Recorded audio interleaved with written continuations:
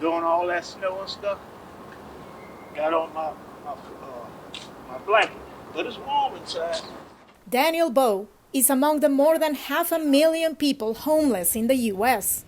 A newspaper vendor, Bowe spends his nights outside, often in freezing temperatures. I wish I could get a house, but there ain't gonna be no hop, skipping, or jump. You're gonna go through some trials and tribulations, or sign some papers or something like that. They ain't gonna just give it to you.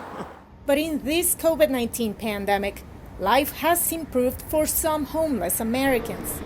Fearing that the virus would spread fast in crowded shelters, local governments and nonprofit groups across the country rushed to move the homeless to hotels, where they can isolate and get medical care.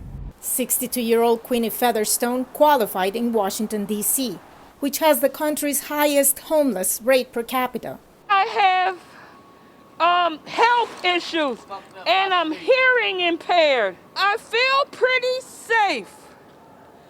Of the shelters that I have stayed and slept in were not good.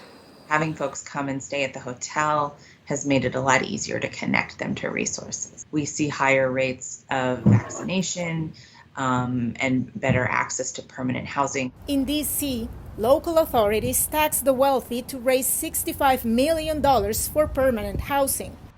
And thanks to pandemic aid passed by the U.S. Congress, billions of dollars are flowing to help unhoused Americans nationwide. That includes 70,000 emergency housing vouchers that communities can use to find private apartments on the private market, as well as $5 billion in grants that help communities to build units of housing. That's a lot, but the need is also big. Between 2019 and 2020, the number of unsheltered individuals increased by 7%, driven by a housing shortage and spiking rents, particularly in cities like Los Angeles.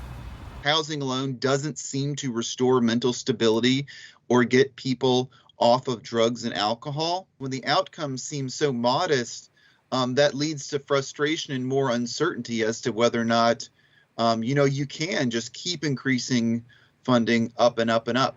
But housing people first is what President Joe Biden's administration is betting on. That approach has been less costly and more effective, and communities do provide supportive services, says Hotz Cho. We as taxpayers are spending somewhere between $40,000 to $60,000 on many people experiencing homelessness, and the actual solution, which is to provide housing and services, is often no more expensive than $20,000 or $25,000 per person per year, and often even much less than that. Robert Warren, who heads an advocacy group, has been houseless 3 times in his life. He says lessons from the COVID-19 pandemic should point to a long-term strategy to fight homelessness. Having to cook, clean, you know what I'm saying, and fend for themselves in some form or fashion. A lot of these folks need to learn that stuff, and the resources there, to engage them has not been there. For Queenie Featherstone, who recovered from COVID-19 in December, just having a stable room is keeping her outlook brighter. I'm strong enough to work because that's the right thing to do, to keep a roof over your head.